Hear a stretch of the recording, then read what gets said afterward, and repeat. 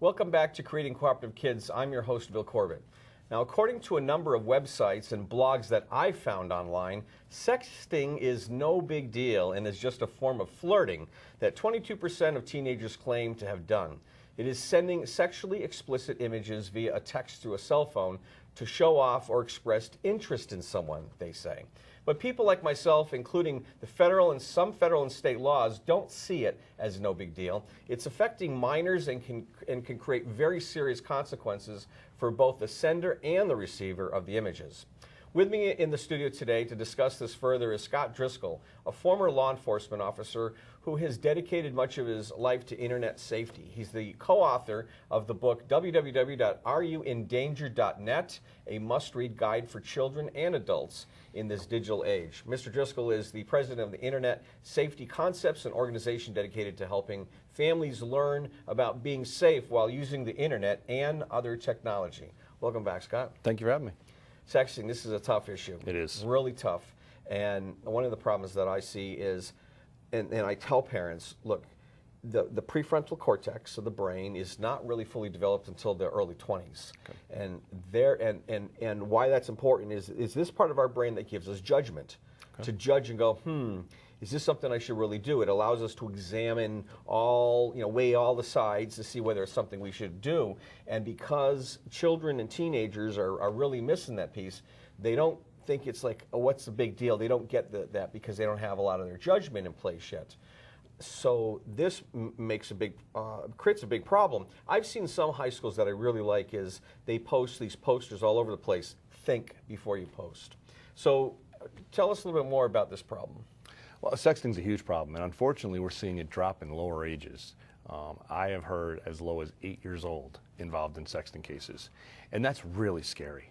And I've been talking to kids for years about this topic, trying to figure out why it's become acceptable and why they do it, and it's everywhere. And it's sad to say, it really is. Where our kids go, YouTube and all these things, there's educational videos on YouTube on how to sext properly. There's songs by music artists about how sexting should occur. And these young kids get influenced by a lot of things. They hear it on the bus. They hear it from their older brothers and sisters. They hear it on the news. They hear people talk about it. So it's picking up a curiosity at a much younger age. Most recent report I read was 20% of all 7th graders, or 20% of 7th graders in certain areas of their country have been actively involved in it. And that's 11 years old, 12 years old. That's a young age to get involved in something like this. And the problem I see is the long-term consequences that go along with it. And I don't think teenagers think about consequences. We don't think that far ahead when we're younger. But with this digital technology, we can make a permanent track. And even if it's a good track or it's a bad track, it could be something that follows us for a long, long time. So let's start off with some parent tips right away on the sexting. What would you, what recommendations do you have for parents to keep this from becoming a problem with their kids, or even what if they've already discovered that it's happened? To prevent it, there's ways of doing it. First of all, on our technology, we can disable parts of our device. If you feel that your child might not make good choices, under some parental controls on phones, you can turn the camera off. If you go on vacation or you're with your child and they say, hey, I want to take some pictures, parents can enter the password, turn the phone back on and say, okay, while I'm here, you have it. So taking away that one option could be one of the things that really helps. They don't even have the option of taking those pictures.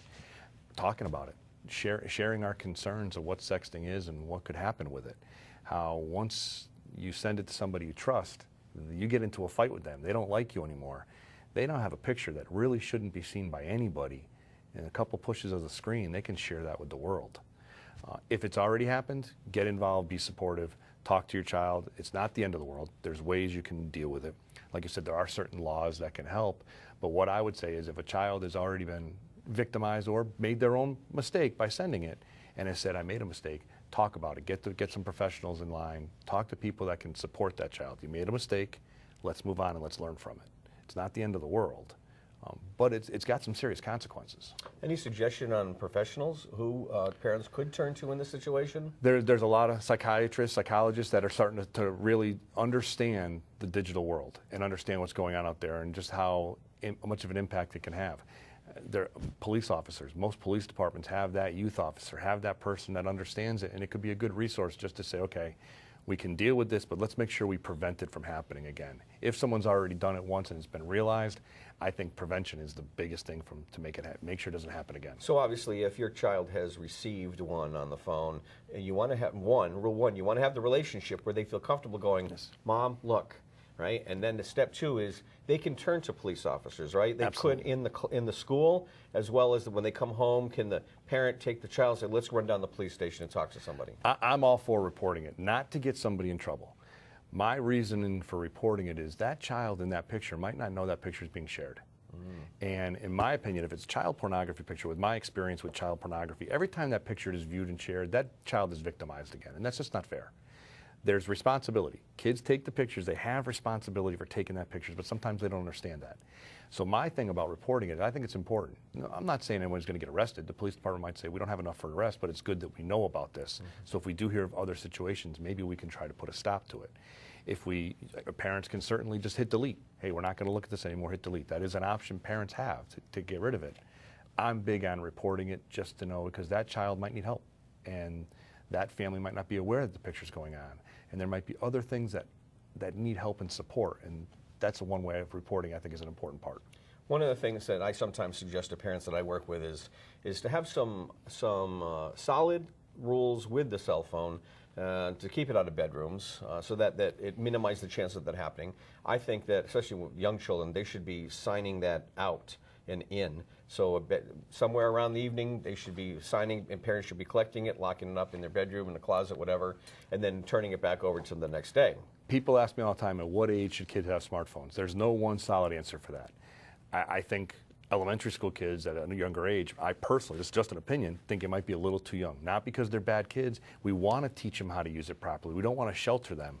But unsupervised at such an early age, when you have all this capability in the palm of your hand, curiosity gets the better of us. I mean, when I was curious as a kid for adult magazines or something like that, one kid in the neighborhood found their dad Playboy, we were there. Now the kids have access to the entire world, and some of the things out there just shouldn't be exposed to. So I think parents have to say, is my child ready for this or not? If they're not, there's no law requiring us parents to issue them smartphones, data plans, everything. We can get them a simple push phone where all you can do is call home, call 911 if you need it. There are devices out there like that. But if they are going to use those things, stay on top of it, monitor what they're doing, and have that communication with them. One thing that I've noticed is the parent gives the child a handheld device early on, 8, 9, 10, and the parent due diligence. They do a great job. What are the rules? You're going to turn it in. But then after a while, in the beginning, because the child's young, they don't misbehave. They don't do anything because they don't know enough. Yep. Well, then the parent gets very lax with it. Exactly. And now the child's 11, 12, and 13, and the parent's not checking anymore because they're like, she's fine. She wouldn't do anything. But the child's development stage has changed. And now they have different friends or older friends, and they become sexually aware, and they have all these. So now, I just urge parents, don't just throw the baby out with the bathwater just because things have been fine all along, to just let it all go, because the child's changing. First time we put our child in a seatbelt, they fought it. And we had taught them over and over and over again. Now when you get in, if you have a teenager, what do? They grab that soap and they put it on themselves because they've learned it keeps them safe. That's exactly what we've got to do with technology. We can't just say, okay, you're getting a little older, I trust you. We got to keep those rules in place, and we got to keep learning as we go. And we can't give up on that. How'd you get into this business, Scott? During my career as a police officer, I was lucky enough to become a DARE officer and work with kids at a very early part of my career, and I was asked to join a federal task force for computer crimes against children. I was literally in the right place at the right time, and for 4.5 years on my task force, I was a 13-year-old girl on the internet, and I was arresting bad guys and educating and learning all about it, and it just became, maybe passion's not the right word, but a passion, because I saw what young people were going through if it wasn't used properly, and I knew technology was growing.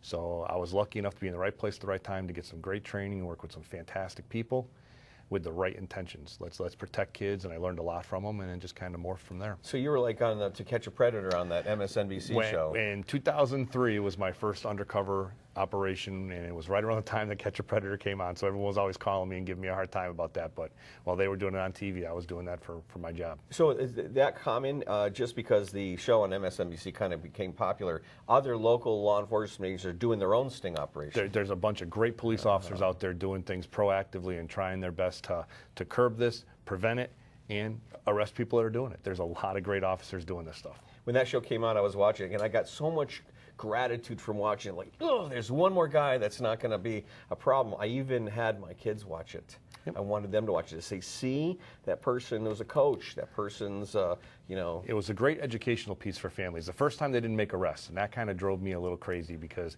they were showing up to hurt young kids, and I felt they should have been arrested. The next episode, they were putting them in cuffs, and I think there has to be consequences for it. I really do.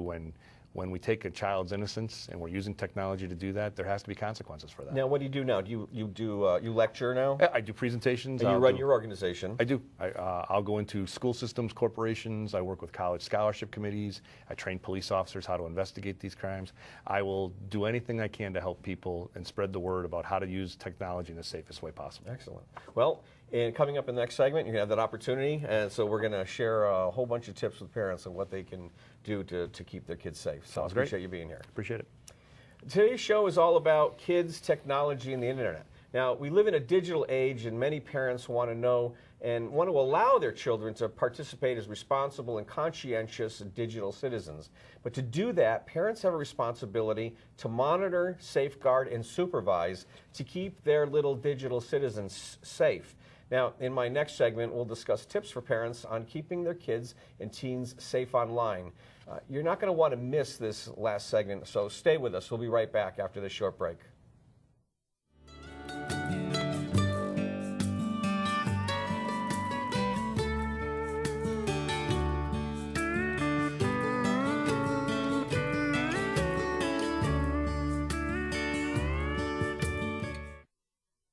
Jeremiah is intelligent, influential, funny, easy to talk to, kind.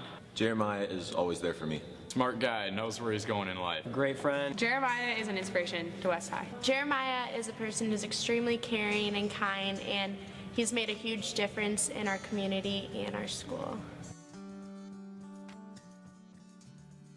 My name is Jeremiah Anthony. I'm a junior in high school. West High Bros is a Twitter account that I started up in October of 2011, and we just send compliments to people who we think are feeling bad a certain day or have done something really good, like winning a state title. And I built this up by first complimenting people I knew, my friends, and then they started telling their friends, and those people started telling their friends, and then soon it became a pretty popular following.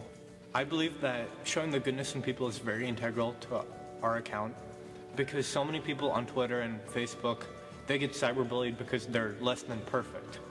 And no one is perfect. So we try to have as sincere compliments as possible. I think everyone likes a sincere compliment. This combats cyberbullying because cyberbullies, they try to focus on what's bad about a person. They try to say, hey, you're really bad at this or that. And I try to say, no, you're actually really good at this, and you're much more good at this than you're bad at that.